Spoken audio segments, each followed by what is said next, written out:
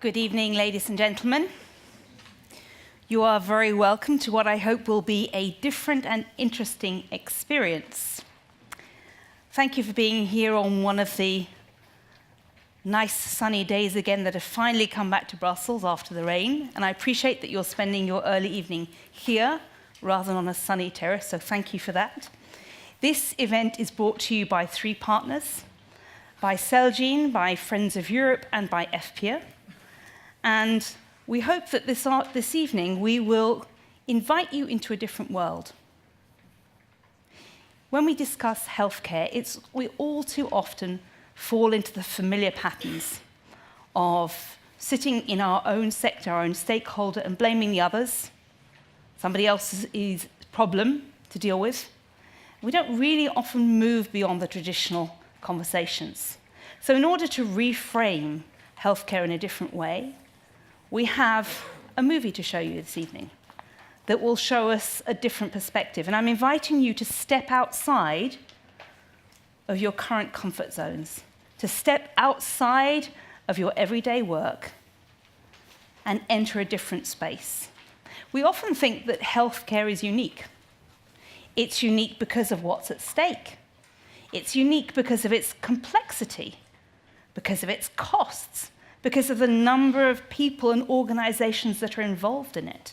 It's unique because of what it means to us and how dear it is to us as Europeans. And bear in mind that we will very soon be the oldest continent in the world. Life expectancy in Europe is longer than anywhere else. And a good part of that is down to the success of our healthcare systems. So yes, a lot needs to change. The demographics of Europe mean that our demands on healthcare will be different. There's a growing amount of chronic diseases, partly because we're living longer, so demand is going to go up. So things need to change, but we're building on very solid foundations. So, to invite you to move to the future perspectives, I'm going to invite you to watch a movie. Ladies and gentlemen, this is Axiom.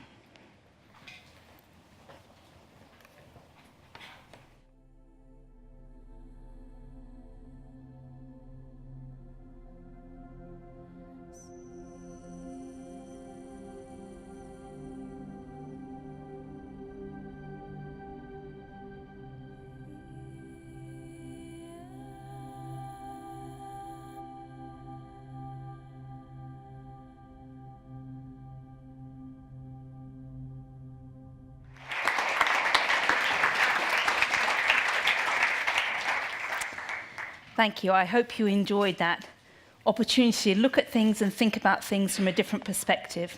I'm now going to invite to come up and join me some members of the panel who will help talk through some of the issues that were raised in that film. So I'd like to invite to come up and join me Penilla Gunther, a member of the Health and Welfare Committee of the Swedish Parliament, Lee Heeson, President of Worldwide Markets, Inflammation and Immunology at Celgene, Renaud Mazy, the Chief Executive Officer of the Universal Hospital Saint-Luc here in Belgium, Bettina Ryll, the founder and chair of the Melanoma Patient Network Europe, and the current chair of the Patient Advocates Working Group of the European Society for Medical Oncology, and Geert van Asche, gastroenterologist and professor at the University of Leuven in Belgium. So, here's our crew to discuss some of the issues that we saw in that movie.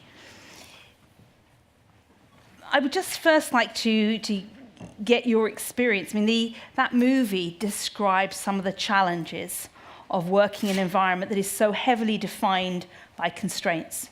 Financial constraints, technical constraints, the ability to work together and work across sectors. From your experience, what's it like working in the healthcare sector, which is so often defined by these barriers and these constraints? Any member of the panel can answer by picking up your microphones. And just to remind you, here we had the administrator in the picture who just said, look, we don't have the resources for this. We ran out of time and money months ago. We need to keep the money for other missions. And this is probably a very familiar story to you, working in healthcare, whether it's sitting in the Parliament, whether it's looking at day-to-day in a hospital or for patients, understanding the trade-off that happens between the needs of the individual and the needs of the system. Who would like to kick us off on that debate? I could kick off because it's a daily situation, of course. And flight, I was thinking while we were watching the movie, who would be flight? And I think it would be flight would be the team caregiver patient, right? And but of course, in a highly regulated world like healthcare is, there's always the budget restraints. And to be honest with you, the caregiver and the patients, they don't give a lot about the budget. They just think about getting a solution for this problem. So there's always going to be this tension. You cannot avoid it. The way is actually to get every stakeholder involved and make sure you make balanced solutions. But we're going to have always these problems. They're unavoidable, but we have to do better. Excellent, thank you. Penilla. Thank you. I think it's a great short movie to describe, I think, what some patients really are feeling. They're lost in space. They're lost between care holders, different hospitals, or other, what kind of treatment they have. And in Sweden, for example, we are sometimes lost between our different regions or counties. We have 21 in this little country. And it's not the same journal system, it's not the same treatment within these different counties. So I really feel that this woman in this picture or this film is really describing what some people are feeling. And of course, for me, as also a politician working with industry and trade at the same time as health policy issues, I think this is really interesting with the space industry, of course.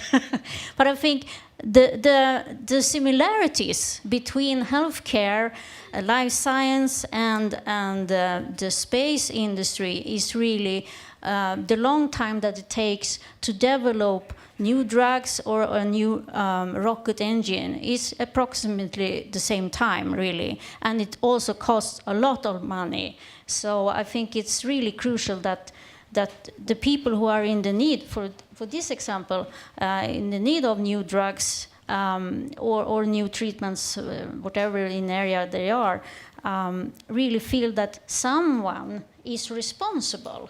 Someone is responsible for me as a patient, not just anyone. And I should not feel like a burden because I cost some money. I should have the right to be treated as a human being and have also the right to be informed about the possibilities to have the right treatment. Okay. Yes. Surely in the hospital, the challenges that we have seen, this is our daily basis. I would say that the challenges never been so high for the healthcare and specifically for the hospital in terms of investment, in terms of medical revolution, in terms of techniques, investment needed for technique, as well as digitalization. If we just continue the way we are doing for years and years, we won't find any solution, as we have seen in the movie. And I really believe that we have to reinvent the way we are working to come with something different. Otherwise, it will be impossible to face so many challenges at the same time. Did you recognize the conversations when all people sat around the table and were all stuck? Is that something that you see in your day-to-day work in the hospital? Do you have to convene meetings like that and tell people you talk to somebody else and find a solution? Surely, because the hospital world is one of the most complex that you can find, with so many constraints, external constraints as well as internal constraints, with the authorities, with the subsidies, with the budget, with the insurance. That means you have to make some trade-off on a daily basis. I'm not saying that you have to save someone every day, but at the same time, it's really on a daily basis that we have to balance the different interests, the different piece, and to see what's the best way to go ahead. Okay, Bettina. So by training, I'm also a physician, and I already in our training we were very much aware of the constraints of the system, and it's now part of the training. And I thought they were kind of unavoidable. However, I'm sitting here as a patient advocate, and I ended up there because my husband was diagnosed with malignant melanoma and lost his life to it a year later. And that was before we had the new therapies available. And so for that reason, the sentence that resonates most with me in this entire film is, this is not good enough. It's not sufficient to save occasionally a life, because if you're the one or someone you love who's not saved, that's a disaster for every family. And these are people we don't see in our statistics. Unfortunately, someone like you, or well, I hope that you will never be in my shoes, because I can tell you, if we lose someone who's then a number in a statistic, the effect on the family, on the children, on everyone around lasts for years, probably forever. So it's very easy to lose the face and the person behind the number. And Penilla already actually made the comment that there are parallels between the space industry and healthcare industry. There's a very insightful book by Clifton Leave, The Truth in Small Doses, where he actually looks at what makes NASA so successful.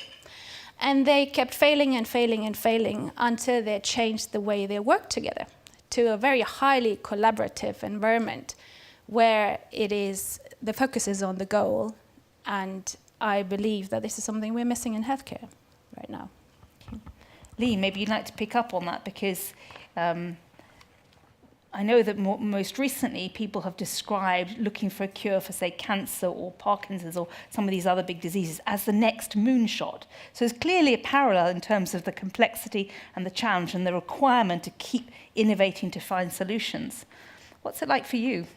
Yeah, and I think that's where I think I can reflect on everything you say. I think even within, in the biotech or pharmaceutical industry, we face similar challenges on a daily basis. We're looking at high unmet medical need where the patients need it the most on a daily basis.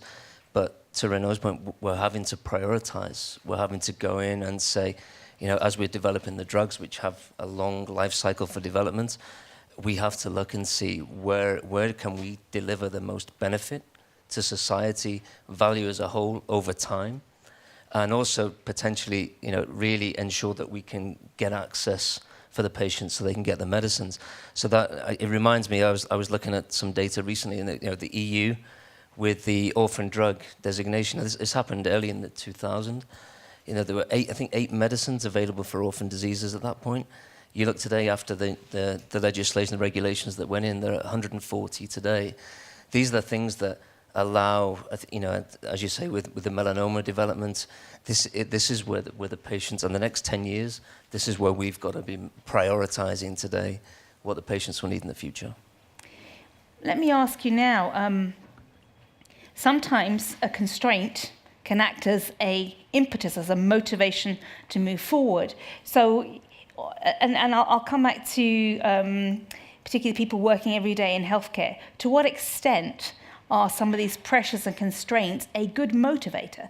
Do they help people step beyond what they're doing now and generate new ideas, new ways of working, in the same way that NASA had to keep failing to find something solution? Or do you find that people just get stuck? I think in general they get stuck, and that's not a good thing. I completely agree about that. There should be more patients advocates. But of course, as long as the incentives are not there, I think we'll have to work from bottom up, but also from top to bottom, to get incentives for collaboration. You see that in research already, because I do a lot of clinical research also. I mean, a lot of agencies, funding agencies, including the EU, are putting most money in collaborative grants, because they know, because that's the only way you'll achieve the goal. But the funding of collaboration in healthcare outside of trials and research is still not there. And there is no formal mechanism in most European member states to come to collaboration or to guide people via the budget into collaboration. So I think that's a big step. Then resources become a challenge and something that you want to overcome. or sorry, the restraints would become that. I just would like to say that within the hospital, you need more and more innovation. I'm not speaking about medical or treatment innovation, the way we are working, the way we are taking care of patients. And I think that most of the hospitals are changing, are really experiencing a kind of revolution, while I firmly believe that the collaboration between the hospital and the other stakeholder could be better. And I'm not blaming the hospital manager, but the collaboration with the pharmaceutical industry and the hospital, the hospital and the authorities, I think that all together we should build something stronger, developing a vision together and not working in silo. Okay. Let me turn to Lee, because we heard just now from Gert that it's some of the problems are really, they're about the financial constraints. Is it all about the money?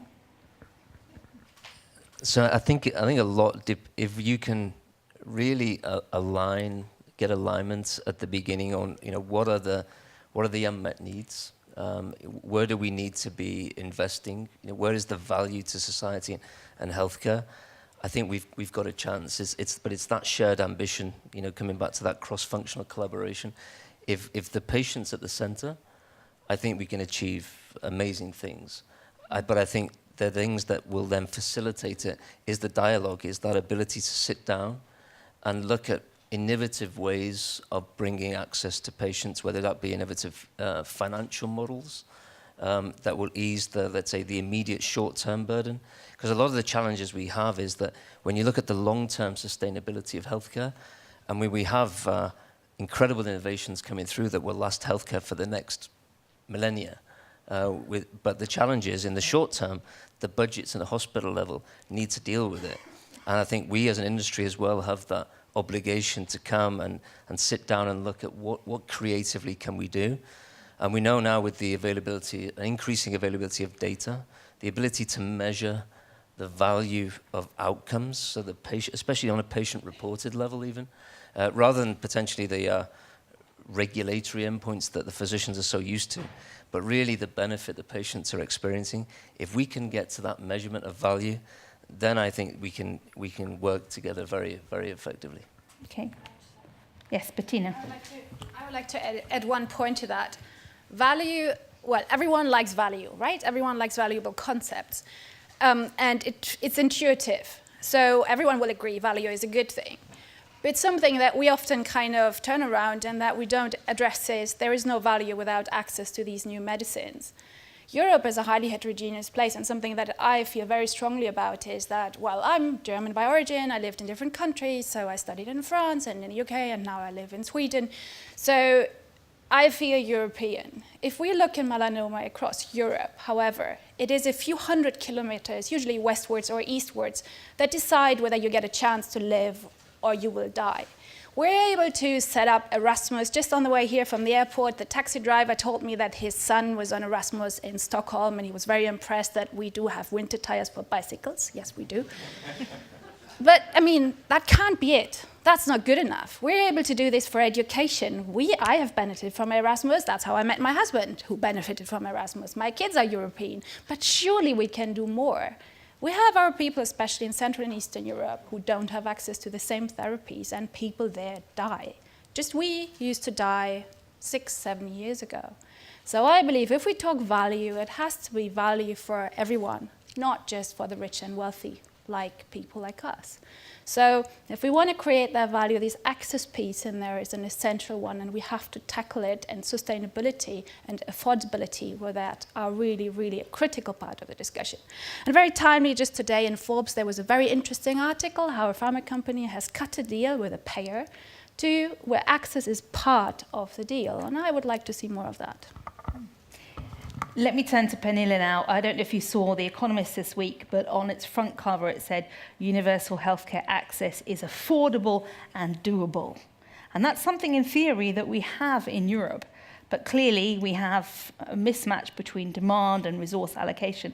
As somebody who sits in the Parliament and has to take some of these tough decisions. Do you recognize the messages that you're hearing on the panel? How do you deal with the trade-off between the individual who desperately needs something and the need to keep a system working for the whole population?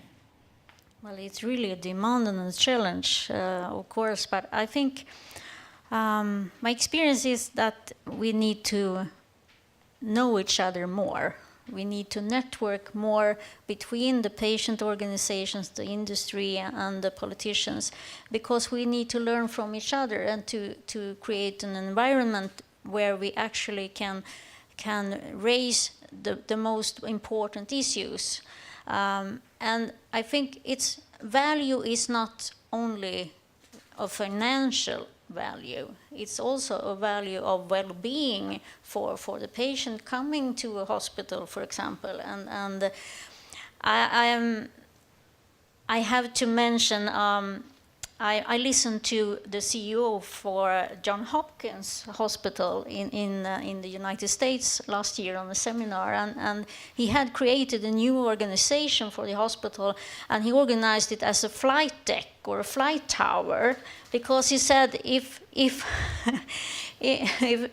we can manage to see airplanes coming and you know, landing and so on, and you can organize that, how come we cannot see the organization within hospitals at the same way? Even hotels can see how many beds they have available, but we cannot always see that in hospitals, because we cannot organize the surgery or the treatments in a right way. And I think that's really something that I have been thinking a lot about, that it's sometimes we think as ourselves as very innovative, and everyone loves to talk about innovation, but in the end we don't like change because it means that we have to change ourselves.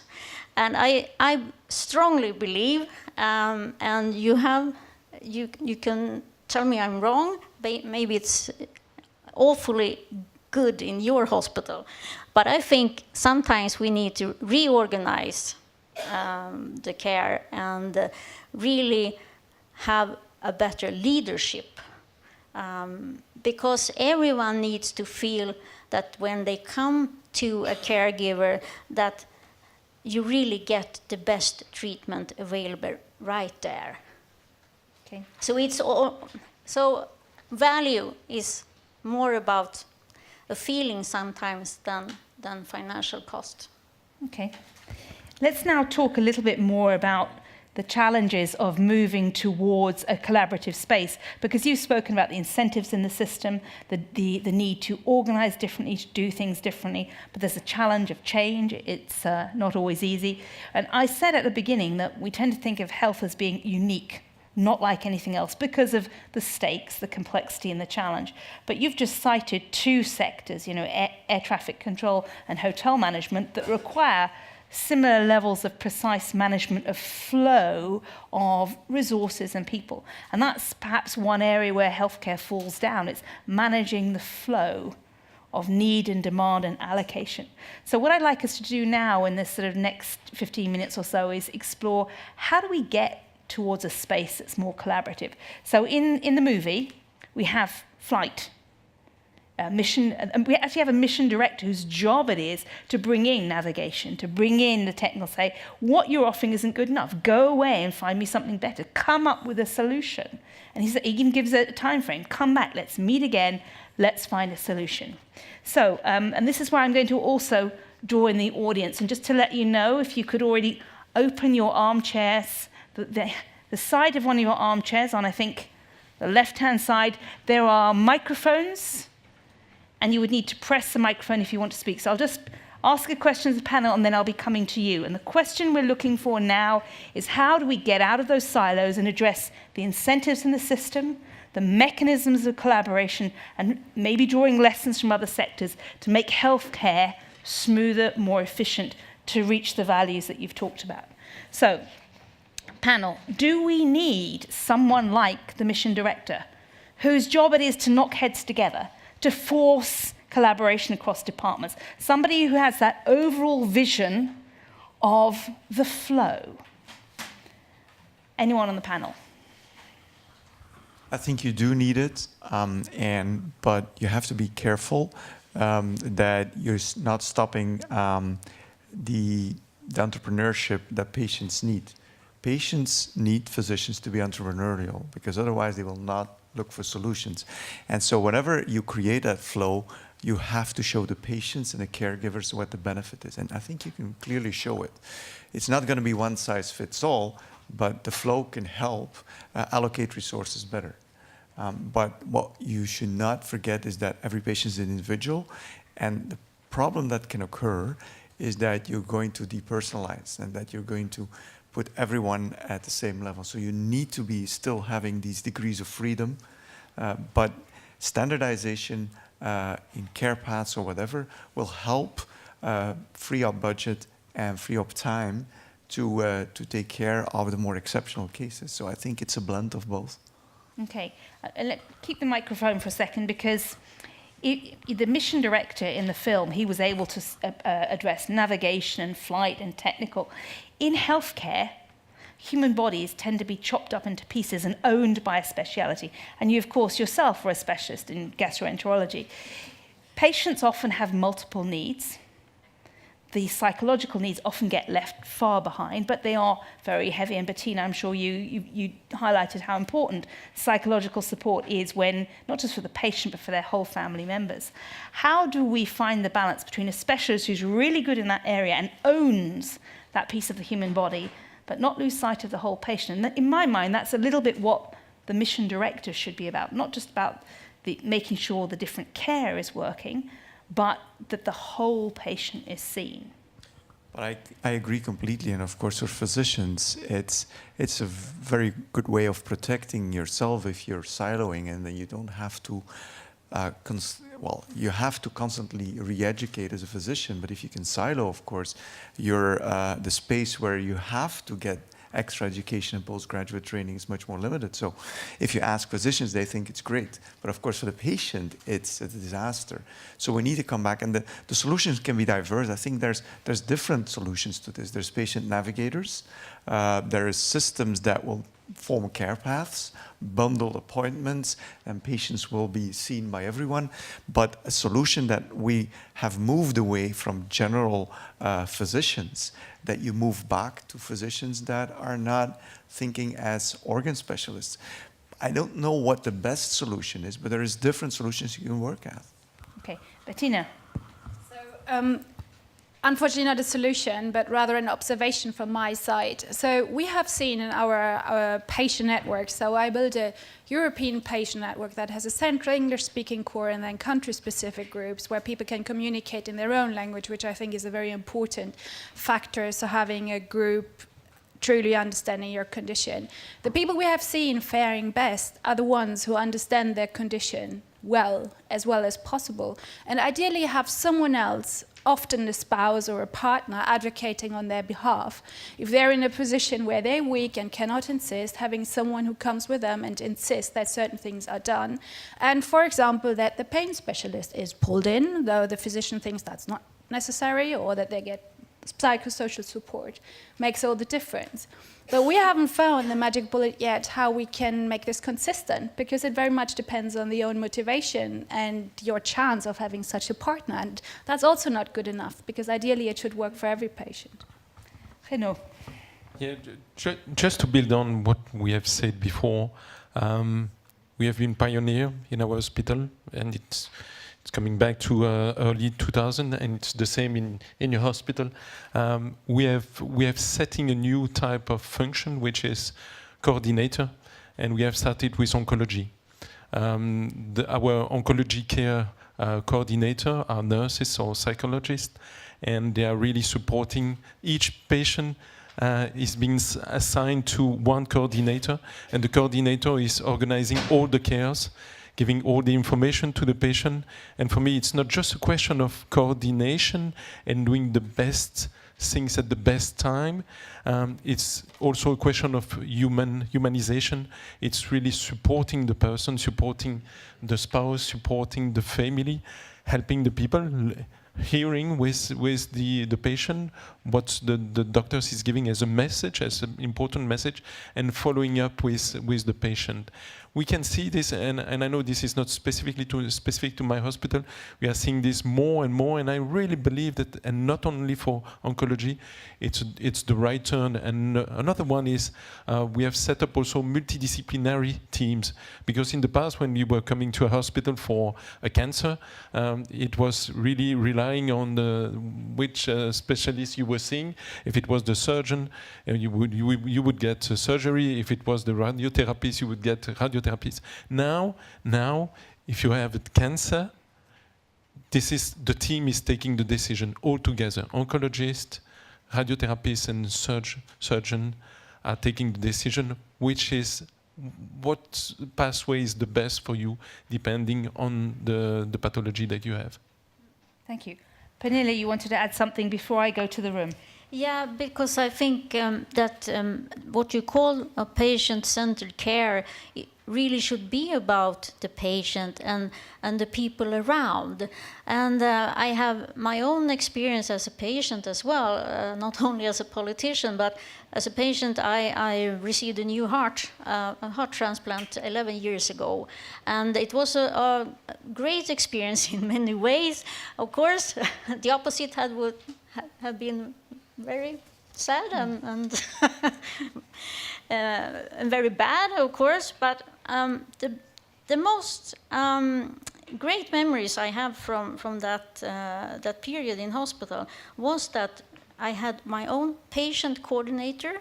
I had what you said, a multidisciplinary team with not only the doctors around me, it was also a nutritionist, psychologist, and physiotherapist, and so on. And I think everyone should really at least have the access to these kind of professions, and to be able to choose whether you need it or you don't think you need it. Maybe exactly afterwards you are having your treatment, if it's for cancer or whatever disease you have. But at least you should know that there are some people out there for you.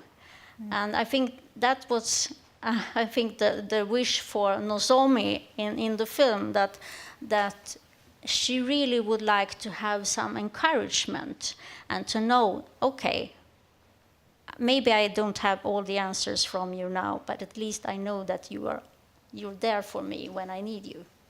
Okay. Let me invite input from the room at this point. With the question, how do we move to a more collaborative space, get people out of their silos and working together more collaboratively? Let me see who would like to make an intervention, ask a question or a comment. And while I do that, thank you. Yes, I've got 1 and 2. If you could get your microphones out, and excellent. For those of you who are happily tweeting away, remember the hashtag for today's event is life at what cost. Let's take the question there, and then I'll come to you. Yes, sir.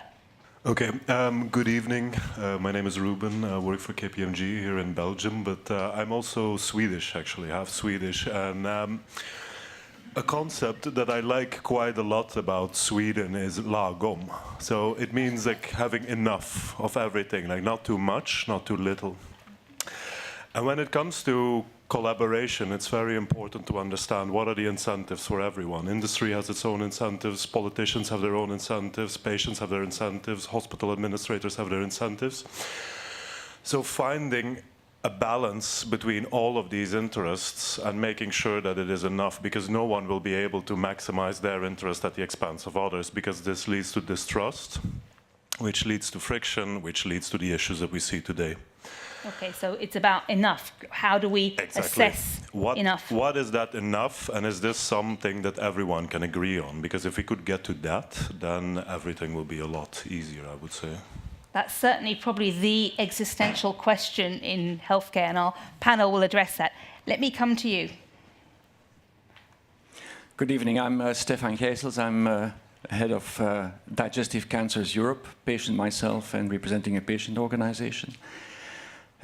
My question first is about the affordability. I think that's the question of tonight. nobody actually knows how much disease costs in Europe. And I think that's the first question to ask. So before you even start thinking about what to spend on disease, you have to know what the cost is of disease. Nobody knows. Nobody knows. Not at the national level, not by disease area, not at the European level. So it's impossible to make a value judgment about where to invest. Yeah? That's one point. Second, WHO has estimated that 20% of all healthcare expenditure is wasted, which is a lot of money if you think about it. We've had so many discussions and panels like this one, and roundtable meetings and multi-stakeholder meetings, where everybody agrees to collaborate, but when push comes to shove, there is very little that actually happens. So I think it would be fantastic to have at the national level a coordinator who brings together all the different stakeholders and works on actual plans without a corporate reflex from the different partners, but make it really patient-centric. And I think it's extremely difficult to do that, and that's the reason why nobody does it. Because you immediately encounter political hurdles, or hospitals are against GPs, or insurance companies against pharma companies. So everybody will have to take a step back and be a little bit more flexible and willing to work on things. And I think this is really the number one step to be taken, not at European level, but at national level. Thank you. Any other input from the floor before I pass back to our panel? Yes. Good evening, my name is Luc Voutmans. I'm a stage 4 melanoma patient. And I'm, by coincidence with this film, also, I've been for 15 years in the space business. I worked closely together with ESA and NASA as an engineer and a manager. You know what their motto has been for the last 20 years at least, NASA? They always say, failure is not an option. That's their motto, that's how they work. And I think we should transplant this also a little bit to the space business, to the healthcare business. For me as a patient, I think we should put patients first all the time, so the focus is actually very easy to do. What you have been saying about these multidisciplinary teams, I also have that as a patient in my hospital, so I'm very lucky. I'm in Belgium, a patient in Belgium. I think what you have been saying, it's still the case that there's a lot of people throughout Europe who don't have access to medication. I understand that there is constraints. I've made very many trade-offs in my professional life, but as a patient, I don't have the luxury to make a trade-off. There's this project, and the only project is staying alive, so I need to have access to the good medication. And I know there's a lot of money going around in the healthcare business. I think where you say that you need somebody at the level of the patient care on top of the multidisciplinary team, there's some progress to be made. I think we should not only put the oncologist there and put the radiologist there and the surgeon, but maybe also psychologist, which is not the case all the time right now. They should be there in the same meeting, I think, as well. That's a little advice from my side. But I think we need somebody at a higher level. This Capcom, which you have shown in the film, who's actually taking care of everything. There should be somebody at the political level who says, okay, this or that, whatever industry company is organizing this. They're still doing this. They're still organizing, for instance, clinical studies where there is patients sacrificed to get to know something which they already know. They're spending money on that. I think there needs to be some arbitrary person who says, okay, there's enough money, I think, in this business. We just need to spend it better.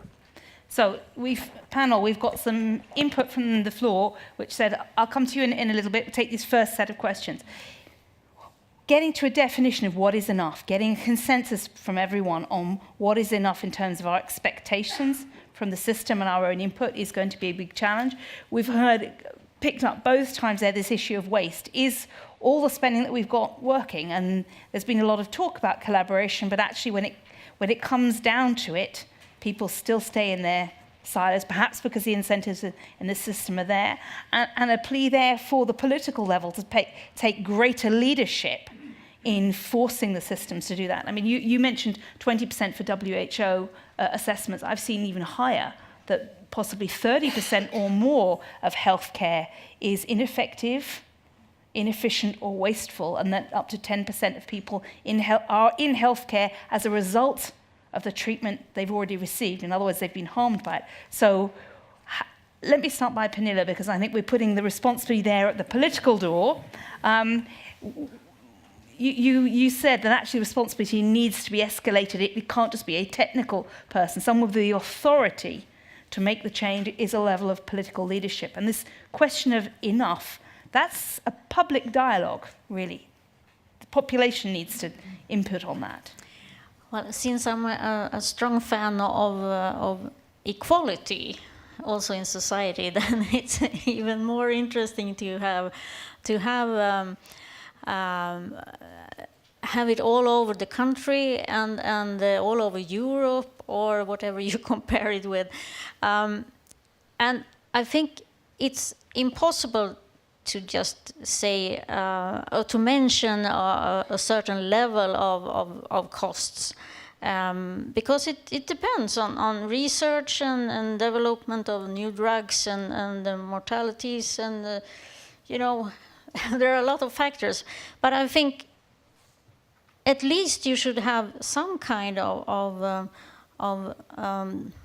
lowest level where you can expect to have a certain care. I think at least you should have that kind of promise from society. And I think in Sweden, at least, we are strongly focusing on cancer because there are so many people who are getting this disease in different ways. But you can also think about rare diseases, orphan drugs. How come not people are...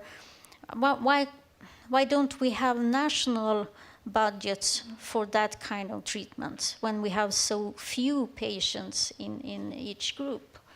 So that's something I personally have been very interested in and have worked for also on a European level. But I think it's not going to say, no one can say it's enough, but at least some kind of a base level to have a public promise for the healthcare. Okay. Who else from the panel might like to respond on some of this? Bettina? Just like tying a few of the thoughts that came up together, I think, well, I live in Sweden, lagom är bäst. I'm not sure whether this is the right motto to apply when it comes to healthcare. Because I would say the point where we should not compromise is outcomes for patients. And I'm not sure that having minimal standards is something we should see as the final goal. It's a stepping stone, but we should not fool ourselves that this is our aspiration. That's as if NASA had said, well, as long as we go kind of in the direction of the moon, that's kind of okay. I mean, that didn't happen. So as a patient, because if you're not sick, if you're not in that situation, you think standards are good and minimal for everyone sounds very nice. If you're the one with your life at stake or your spouse with a life at stake, that's not good enough anymore. And it cannot be that we expect others to accept something that we wouldn't accept for ourselves. There's this discrepancy, and it really makes me uneasy. Something that I don't want to be done to myself, how can I demand it that is sufficient for others? So I think we have to go at that tension, and that builds a bit on what Stefan had said, that we never really talk about the value that health gives to our societies. Healthy societies are valuable for all of us. If we have a healthy population, this is what makes Europe successful and what builds our future. So I would like to think more, I think we all have to work more on the value of health to us as Europe. Okay. Let me take us now to the sort of final set of conversations I wanted to have, and this you've brought it very nicely back to the patient. And here we have Nozomi, the astronaut herself, saying, this isn't good enough. I need to know what I can do to start the process. And she's told, well, it's complex, hang in there. And she said, no, I'm the one out here reminding us, as you've just done, that, and also your intervention, my project is staying alive. No matter what the system's doing, bring it back to the issue of the patient. So how do we make better patient care a reality, so that the systems, with all their complexity and people's interests, actually move towards the point where they serve the patients. Bright ideas from the panelists, and also I'll invite you from the floor to come forward. I think organize the care around the patient, but there will always be, I mean, the patient will not be able to come in the next day, maybe they have to wait for a week. But if you sort of organize your care around the patient, it cannot never be perfect, but if your starting point is that you organize around the patient, it's already a big step. And that will be a major transformation in healthcare, because now the healthcare is organized around the physician and around the hospital or the outpatient service. And that's going to be a major turnover. It's probably not going to be more expensive, but budget allocations are going to be completely different. But I hear, I mean, the tension will always be there. I mean, I've worked both in Europe and North America. The equity of care in Europe is much higher than in North America, believe me. In North America, it's the strongest survival of the fittest, the people that have advocates for themselves and have a very good health plan that get better care than others. So in Europe, if we can keep that equity of care, we should spread it all over Europe, and I agree completely that it's not spread all over Europe. But if we have to keep that, we'll have to make choices. So yes, center around the patient, that should be the starting point, and transform everything that is centered or organized from the patient's starting point. But there will always be trade-offs, because otherwise our resources will double and triple, and that is probably something we cannot afford. Okay. Renaud, let me pass to you, because hospitals are really in the firing line at the moment in our conversations. Thanks for the invitation. And perhaps wrongly, because if you look at healthcare of the future, 20, 30 years from now, maybe there won't be such a thing as a big hospital, because a lot of the care, more sophisticated care, will be able to be delivered remotely at home. But what can we do now with the hospitals that we've got today to make them more efficient, more streamlined, more responsive to patients' needs and the kinds of paths they need to take through the healthcare system? If you don't mind, I just want to start by saying it's never enough, and it won't never be enough, never. Because one life lost is one too much. The question for me in terms of healthcare is, it's not within the hospital, it's not within the oncology department and the coordination, which is very good for the patient. It's really, how are we building together a vision of the future? How are we going to do this? Yes, we need to involve more and more the patient. The patient want to be involved in their care. Yes, we'll go for the chronicity of care. Yes, we need to have, and we are doing already this, we need to have the patient representative around the table when we are designing the hospital of the future. But how, as a payer, as authorities, as hospital manager, as doctors or doctors representative, are we sitting around the table together and saying, okay, this is what makes sense? And this is how we can continue the quest of being better, not doing enough, being better and better and better in the future. This is my point. Okay. I know Bettina wanted to come in, and I'll bring Lee in, but let me also see that I had a couple more hands up from the floor, so the room is warming up a little bit. Okay, we had someone at the back. We'll start with you, then we'll come here and there. Okay. You have a microphone in your chair? Good evening. My name is Johan Verhagen. I'm with Medicines for Europe, so we represent the generic, biosimilar and value-added medicine sector. I wanted to pick up on a comment by Bettina when it comes to access, and I'm quoting from the information paper in front of me.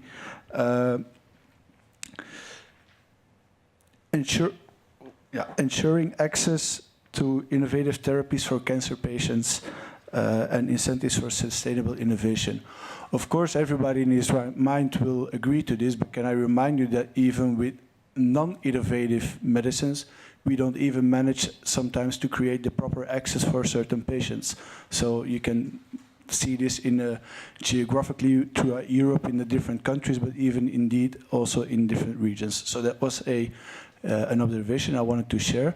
Okay. And then I have a little bit a question to the entire panel, but perhaps I would like politicians and hospital leaders to perhaps reflect as first ones.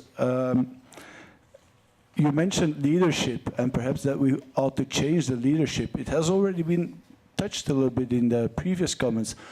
Would it not be better to change the drivers of the leadership, the incentives, if you will, of the leadership that should be changed? Because brutally speaking, or bluntly speaking, perhaps even better, sometimes in Europe, I think the tendency is that even though the leadership, it has, as in politicians, changed, but really, policy as such, does it really change? Okay, so questions there about leadership and reminding us that the inequality of access isn't just the more expensive, innovative, it's also even at the generic level. Thank you for those inputs. Yes. Yeah, thank you very much. My name is Thomas Alvin from EFPIA. I'm also from Sweden, by the way. I'm sure it's just a coincidence. It's a Swedish conspiracy. Yeah, there always is one. So I want to come back to the issue of evidence-based care, and we talked about the waste in healthcare and 20 or 30%, and I mean a very small part of this is downright fraud. Most of it is people are doing the wrong things, not because they want to do it, but because they just don't know what the right thing is. And healthcare expenditure is a bit of a black box. You pour a lot of money into a system and hope that things will work. And I think here's where we need, because we have fairly good data on how individual medicines work on patients in clinical trials, which are not necessarily a standard patient that you will meet out in the reality. But we don't know enough about how all the different kinds of mix of healthcare interventions work for patients, or what actually works best. And here we need better data that's actually standardized and comparable, so we can start comparing hospitals, treatments, etc. across Europe. And here also, because we talked a lot about the national level, but here also the EU has a role in pushing for this standardization and exchange of data, and that but also that the national parliaments and national systems agree to give that mandate to the Commission or whoever at the EU level to just get that done. So, and I'm sure he's taking great note. We have André Rees, who will be coming to speak from the European level just after this. So I'm sure he's taking note on these issues of political leadership to help change, and making sure we have data and comparable data to make our health systems more transparent. Yes. Hello. Hello, my name is Gregor Cooper. And I'm not Swedish, but I do have a Finnish wife. Why am I close enough? Why am I saying that? Because I want to give two examples, which one the holistic picture, and the other one yes, sometimes it is enough. It is not never enough. The positive example is the schools who are being told that the backpack of the students should not be more than 5 kilos so as to protect their back, not their bags, is a great initiative. It's very simple. It's about health.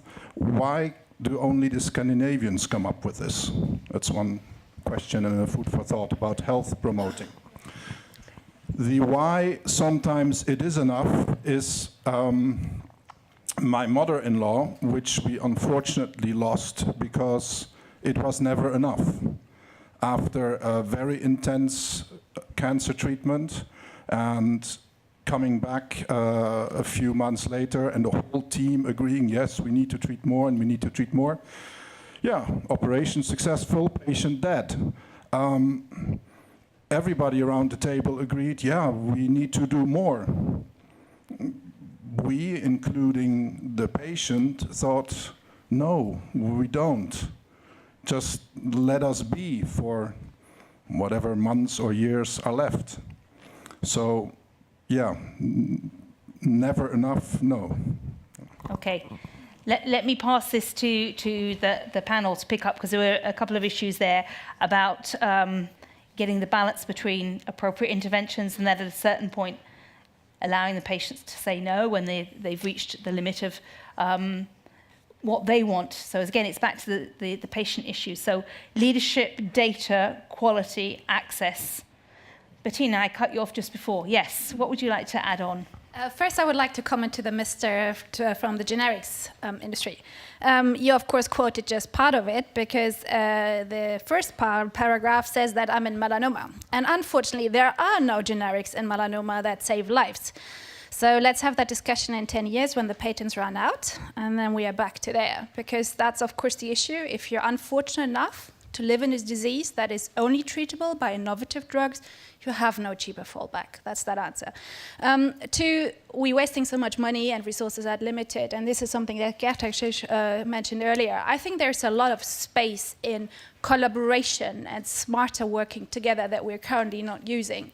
Because I don't believe it's sufficient to organize and optimize care within one center. Because if you have a disease that is rare or, well, melanoma, I'm sorry that I'm coming back, that's the disease I know best. If you have metastatic melanoma, it's not classified as rare because there are many early stages.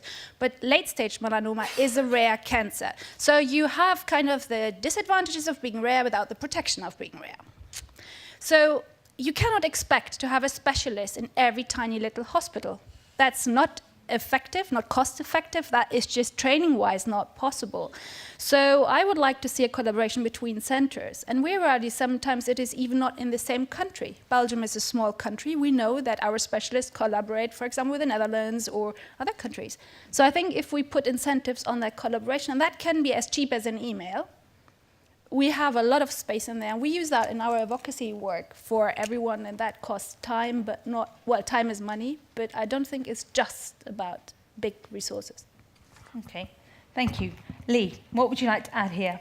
Yeah, it's coming back to the collaboration again, and let's say the partnership piece. And we've been talking about this at a company level as well as an EFPIA level as well. Part of the challenge is walking in each other's shoes. So it's almost, trying to get, because I think the challenges we face is that we often have what we would call conflicting almost performance indicators or incentives within each of our relevant areas of expertise. And I think part of the, maybe at least initial step, is that we have that ability to walk in each other's steps. And I think really understand, we've been looking at it now from working with some of our collaborators as well for, how does it look to price a medicine? It's not an easy job. The same for a politician. What keeps the politician up at night? Same with the hospital. If we all sat round and could actually understand the perspective, because I think we all come with our own maybe conscious or unconscious bias, and I think the ability to look as a team, almost as a partnership, as long as we have that, coming back to the patient again, the patient at the center. I was reminded a couple of weeks ago, and I think it comes back to what Geert said on patient navigator. I felt like a patient navigator a couple of weeks ago because an ex-colleague of mine contacted me and said her friend's father had just been diagnosed and said there were no more options. It was an AML, so acute myeloid leukemia. He had a particular mutation, which is IDH2. And she'd heard that Celgene was developing a drug, and so she fortunately came to me as the patient navigator, and I could then get one of our team in Korea to find the trial sites where the patient could be treated. So now, but the challenge we have in our system is that we don't often have that ability to networking and really get access. So coming back to mission control on different levels. How do we do that as a team? Because that, I think, is ultimately, maybe with some of the data and the digitalization, how we will be able to come together and get solutions. Okay. We're coming towards the end of our time. So, panel members, let me invite you to just last 30 seconds. What message would you like us to take away from this? The audience have said, we've had some of these conversations before, but when we go away and try and implement, things get stuck, things get lost. So what message would you like to leave with everyone in the room so that we can try and action some of these changes? Penilla, I will start with you because politicians are put on the spot a lot more than others. Well, can I continue with a question to the next person from the European Commission? Because sometimes I have been wondering, how come that the EU countries are not following the advice or the recommendation from the European Commission, for example, about activity plans for rare diseases. I can just mention that as a very concrete example. Sweden is one of the few countries who has not been able to put up with an activity plan so far, and it should be. I think it should have been decided 4 or maybe 5 or 6 or 7 years ago already, and you're not following it up. And mentioning that is that we are all dependent on also the decisions on the national level from the European level. So it comes from the EU sometimes and down to us in the national parliaments, and we're supposed to take guidelines for all in Sweden, then 21 different regions.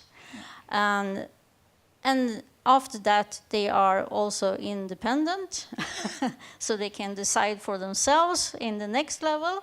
So, but everything that is decided on national level, I think it's very important to have these guidelines, standards, quality registers, and of course specialist centers.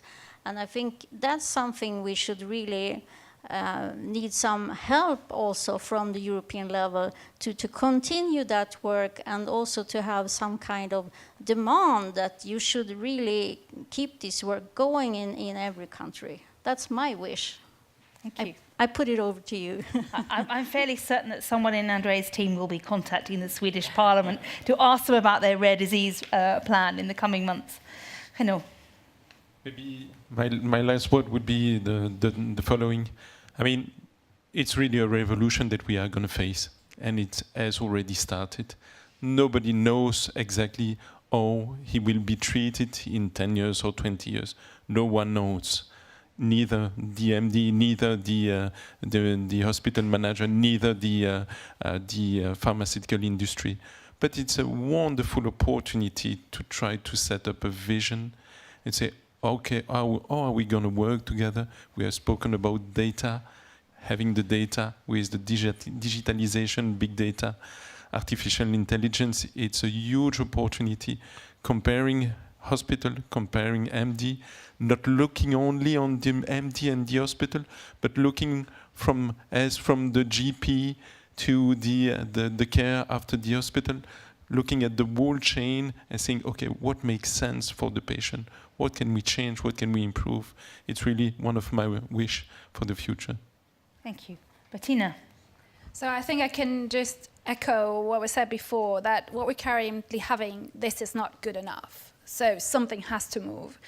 At the same time, it was also said in the film, I wrote it down actually, we should be able to do better. I believe that we do have the resources, and the environment is changing due to big data, but I also think that there is a change in mental attitudes. If I look, for example, at younger colleagues, it's like, I mean, from our older oncologists, none of them is on Twitter or Facebook or LinkedIn, beware. The younger generation post their cases to ask for feedback. So I think there's already a mind shift, and I have big hopes that we are already moving. It's never fast enough, and as a patient advocate, I would like to see this with a different speed. But on some level, I'm positive that we are moving towards a better future. Geert. I think Europe should be super ambitious to have a top healthcare with a high equity for everyone. And the means to this, we've heard, it's freeing up money by introducing next generation generics or biologicals. It's using EBM, evidence-based medicine, to reduce the waste, that 20-30% that will be the waste. Evidence-based medicine can help to reduce that waste and to reallocate resources. And there's different ways we can do that. I think Europe has shown, for example, in education, in free movement of labor, shown with GDPR. I mean, the Belgian, the Swedish, the Italian government cannot say to Europe, well, GDPR will not work in our member state. It will have to work. So member states will be put responsible for these are the means that we are going to give you, and you have to comply, because otherwise it's not going to work. Thank you. Lee, final message. Yeah, I think I echo everything that's been said, but it's for me, it's still about patients at the center and finding solutions together in a where we know that there's an affordability, conflicting indicators issue. But I think if we work as a team, I think we've got a chance to really, as you say, get better. I think that's the key message. Okay. Can we say a warm thank you to the panel for their conversations? Thank you.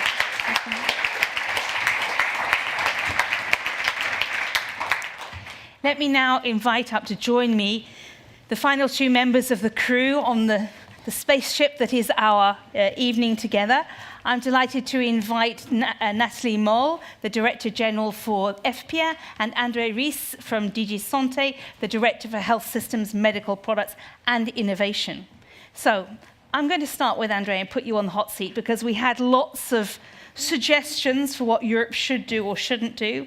We had a request from Sweden that the European Commission should be more stronger at follow-up. We had a call for political leadership, helping to move policies along. We're coming towards the end. We're in the end stretch of this current mandate, and people are already starting to think about the next mandate at EU level and what should be the priorities. What would you like to add? I was still in my space shuttle. So good evening, everybody. Let me reflect a little bit about the panel before us, because the first was very strong call to the Commission to be stronger. Happy to be stronger, but I think we need to understand, the instruments we're able to use. But referring to a number of comments, I would like to start from a good example, which you discussed the collaborative research. Do we have any next step to go from collaborative research to other cooperation? And do we have any Erasmus in health? So my answer is yes, we do. And this is European Reference Network project, which started recently.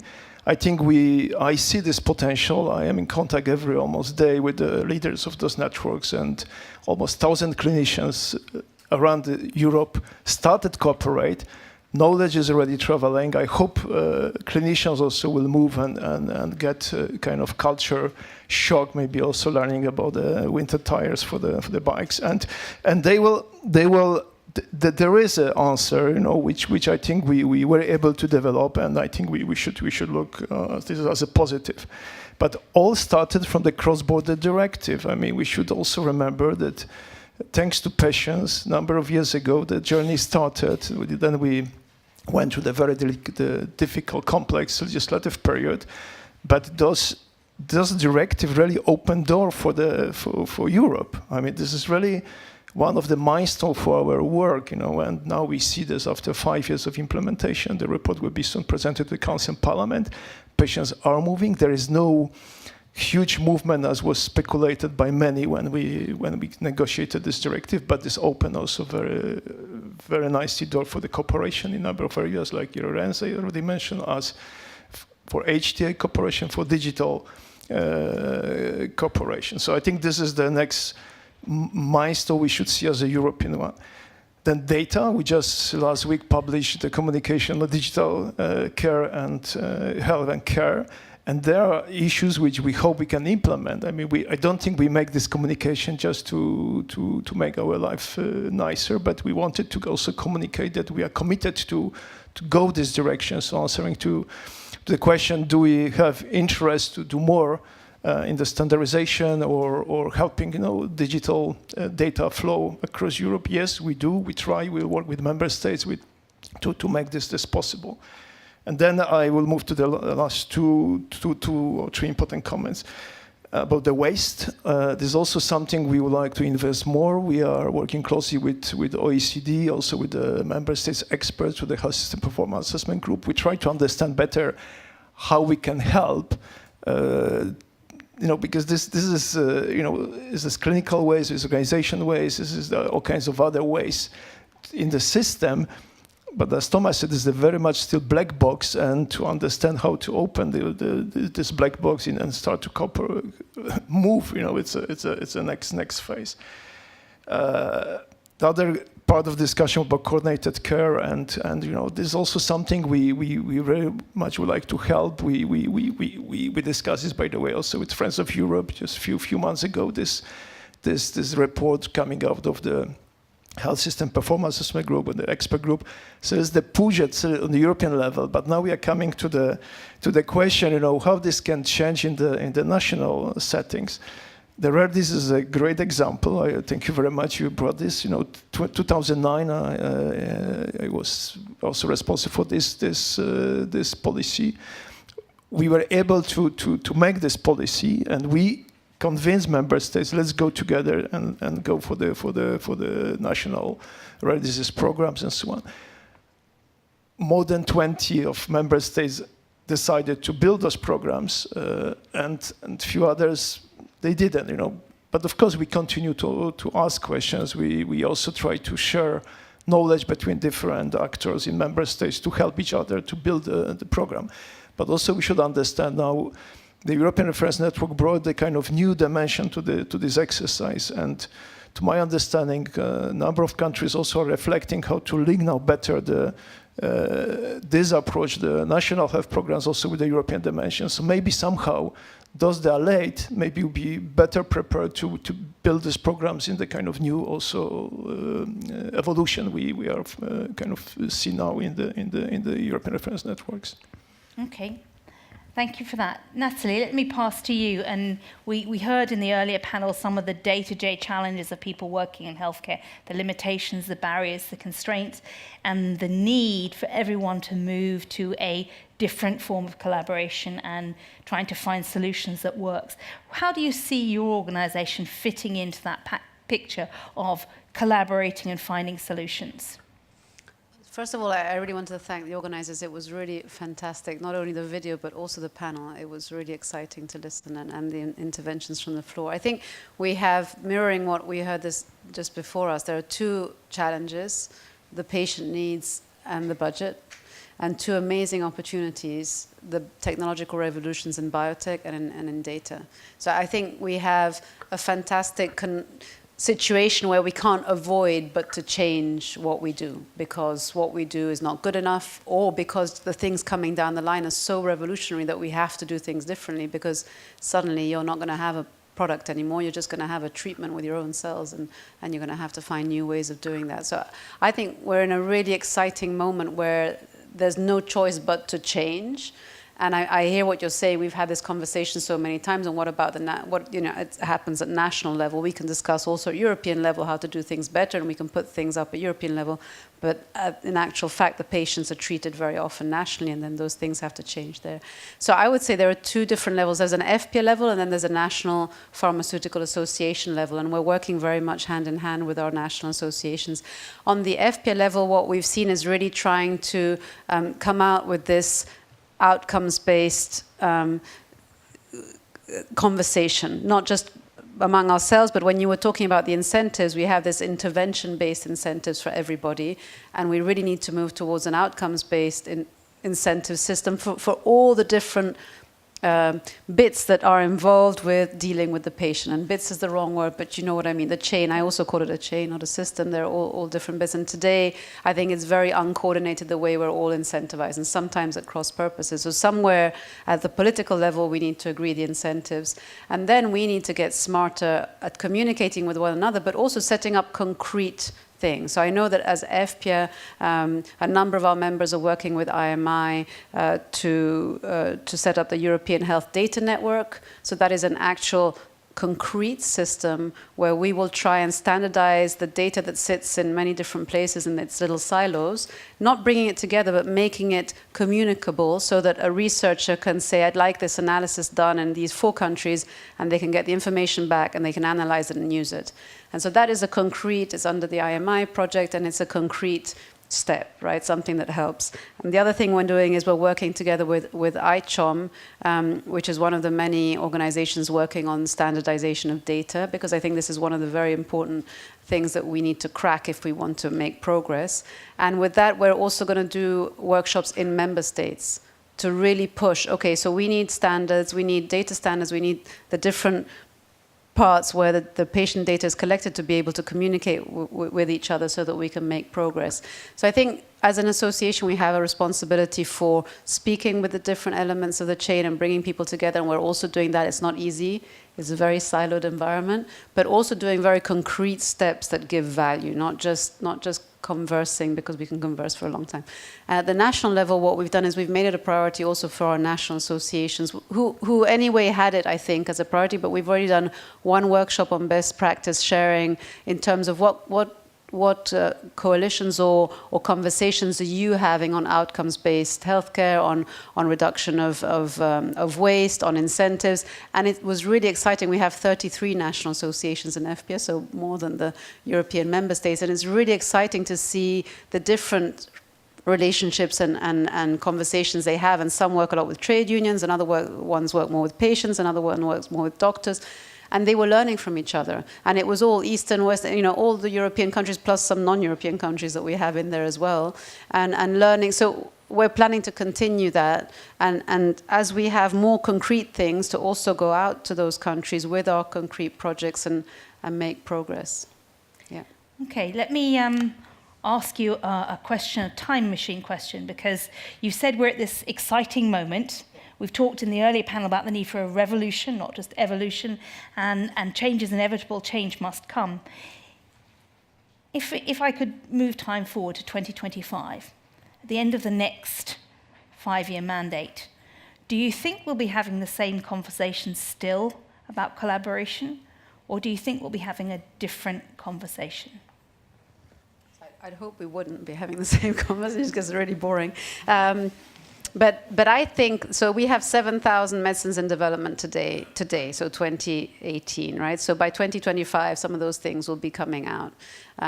We've already moved from situations where you have an incurable disease like Hep C to cures, or HIV from death sentence to a manageable disease, and we're all working for vaccines against HIV, or incredible new changes. So I think that the technology will force us to change the conversation, because the patients will also expect to have access to those things, and wherever they are and whoever they are. So the famous challenge, right? And the other challenge is the money, even though the economic crisis is not in the same place, where, I think we're much wiser for it. And so I would not think so. At European level, I don't know, because I don't have a crystal ball and I have no idea what the next commission looks like. I hope that health remains an EU priority, and it was good to see the budget today, the EU budget discussion, and health in all policies was recognized. That's really encouraging, and the research budget was also confirmed, at least in the proposal of the Commission. For us, I think as a healthcare community, it's important that health remains a high priority for the European level, because it maintains then the conversation with the national level, and it allows that interconnectivity of which we're worried that we will lose as we look after the evolution or the revolution, whatever you want to call it.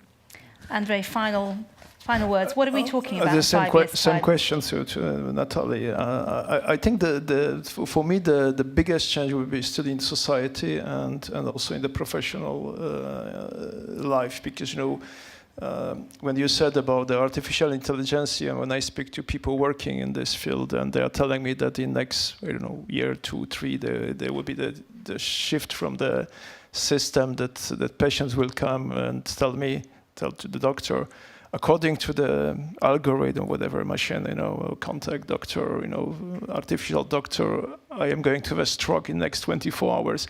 And can we imagine this? I don't know, but it's a lot of hopes, created by these new technologies.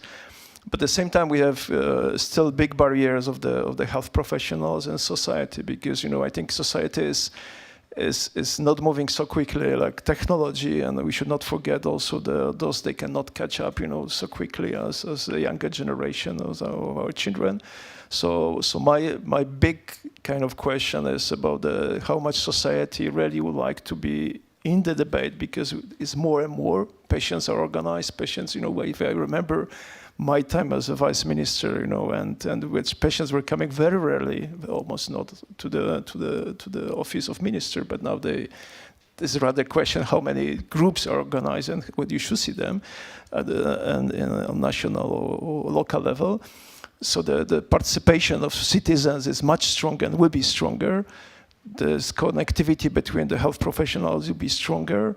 The new elements of the training should be taken. I am so happy that some countries already are telling that they will review the way of teaching medicine because of changes in the society and also in technologies, in digitalization and so on. So those challenges will move us, through the new dimension. So maybe the debate will be not more boring. I spoke that not computer will exchange, information, and we'll be just watching them happy what they are doing for us. There's still room for human being, and I hope the next commission and new challenges will be the human challenges, not the machine challenges. Okay. Can we say a thank you to our final members of the crew?